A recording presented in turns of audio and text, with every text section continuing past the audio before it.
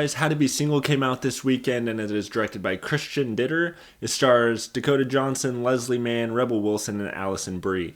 It's basically about a bunch of people that are in the New York City life, basically trying to learn how to be single. And for those of you that don't know, this is my wife, Brianna. How would you describe the plot to this movie? I don't know the fucking plot. You saw the movie, didn't you?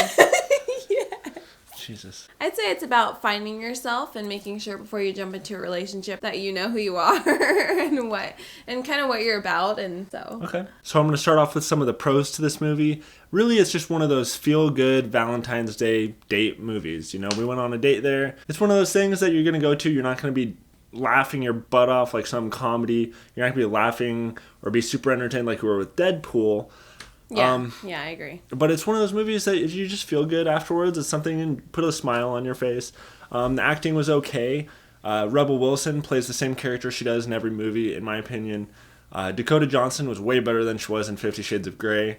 Leslie Mann is always good, that sort of stuff. Also, I think I really liked the setting to this movie being in New York, just because there's so many people there, and it actually really made me want to go visit New York. Is it shot in New York? Is it? I don't know. I don't know either. That's why I'm asking you. Bend down, you big guy. It burns.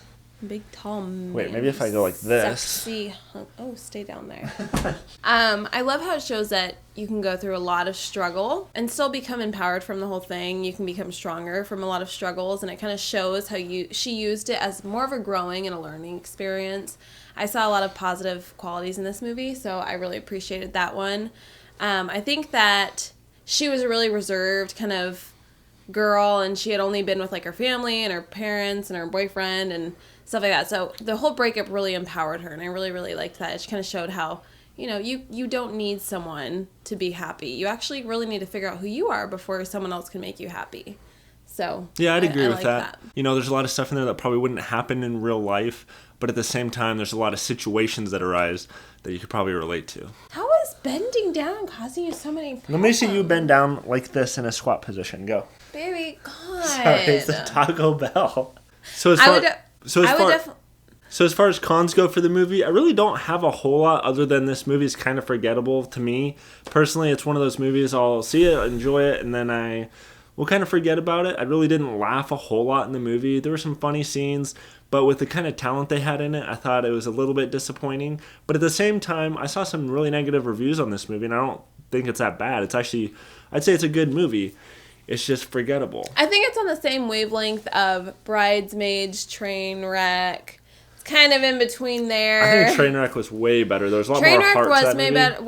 Was way better. It was a lot more dry humored. The thing those movies have that this movie doesn't have, though, is a lot of heart. This movie is just a lot of crazy situations happen, and we gotta go to be silly.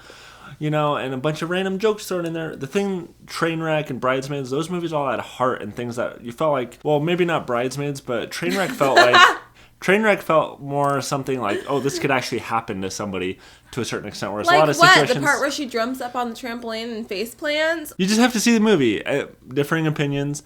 I don't think this movie is realistic. I think some of those other movies are more realistic. I think it's really realistic, in fact. There are a lot more girls that are really looking for direction once they come out of college or school or anywhere, really. When we're younger, we're all looking for direction. We're all trying to figure out who we are, and sometimes you don't get that chance because you jump into certain things right away, and it doesn't give you time to discover yourself. So I think that this is very relatable, and it's very realistic. Well, yeah, the theme to the movie is relatable, but I don't think the situations that actually happen in the movie are realistic. I think the scenes that happen in the movie are a little played up. Rebel Wilson's a crazy woman, like usual, because she is in real life. I mean, she even shows it. Rebel Wilson is such a characterization of just being a crazy fat girl, whatever. I'm crazy, but Don't say crazy fat girl.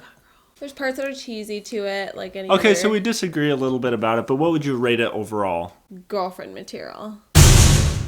Girlfriend materials, this is like one of the higher rating movies that you would like date this movie long term if it was a person. I think I would date the main character long term. I like the main character's a girl. I know. I would give this movie almost more in line with the theme of the movie too. I would give this movie Friends with Benefits. So if you're new to my channel, please subscribe. And if you're not familiar with my movie rating system, please click the I above to watch my movie ratings video. If you want to see her as a continual co-host of this video, comment below. Let me know what you thought of the duo here. If you want to see some more movie reviews, stick around after this if you can handle it. Go. Bye.